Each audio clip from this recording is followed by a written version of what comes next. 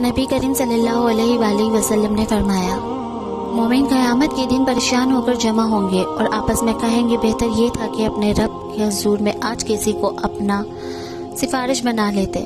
چنانچہ سب لوگ آدم علیہ السلام کی خدمت میں حاضر ہوں گے اور عرض کریں گے کہ آپ انسانوں کے باپ ہیں۔ اللہ تعالیٰ نے آپ کو اپنے ہاتھ سے بنایا، آپ کے لیے فرشتوں کو سجدہ کا حکم دیا اور آپ کو ہر چیز کے نام سکھائے۔ آپ ہمارے لیے اپنے رب کے حضور میں سفارش کر دیں تاکہ آج کی مصیبت سے ہمیں نجات ملے۔ آدم علیہ السلام کہیں گے میں اس کے لائق نہیں ہوں۔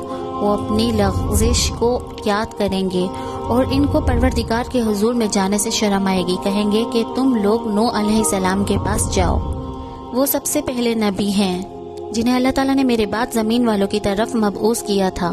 سب لوگ نوح علیہ السلام کی خدمت میں حاضر ہوں گے، وہ بھی کہیں گے کہ میں اس قابل نہیں ہوں۔ اپنے رب سے سوال کو یاد کریں گے جس کے متعلق انہیں کوئی علم نہیں تھا۔ ان کو بھی شرم آئے گی اور کہیں گے کہ اللہ کے خلیل علیہ السلام کے پاس جاؤ۔ لوگ ان کی خدمت میں حاضر ہوں گے لیکن وہ بھی یہی کہیں گے کہ میں اس قابل نہیں ہوں۔ موسیٰ علیہ السلام کے پاس جاؤ، ان سے اللہ تعالیٰ نے کلام فرمایا تھا اور تورات بھی دی تھی۔ لوگ ان کے پاس آئیں گے لیکن وہ بھی عذر کر دیں گے کہ مجھ میں اس کی جرات نہیں۔ ان کو بغیر کسی حق کے ایک شخص کو قتل کرنا یاد آ جائے گا۔ وہ اپنے رب کے حضور میں جاتے ہوئے دامن غیر ہو گئی۔ وہ اللہ تعالیٰ کے بندے اور اس کے رسول، اس کا کلمہ اور اس کی روح ہیں، لیکن عیسیٰ علیہ السلام بھی یہی کہیں گے کہ مجھ میں اس کی ہمت نہیں۔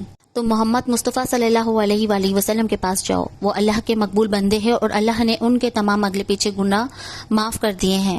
چنانچہ لوگ میرے پاس آئیں گے، میں ان کے ساتھ چلا جاؤں گا اور اپنے رب سے اجازت چاہوں گا، مجھے اجازت مل جائے گی۔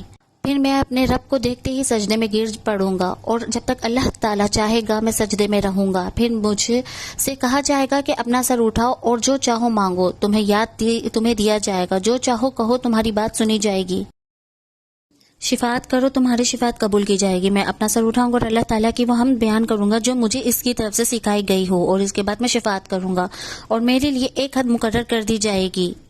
چوتھی مرتبہ جب میں واپس آؤں گا تو عرض کروں گا کہ جہنم میں ان لوگوں کے سوا اور کوئی اب باقی نہیں رہا جنہیں قرآن نے ہمیشہ کے لیے جہنم میں رہنا ضروری قرار دے دیا۔ ابو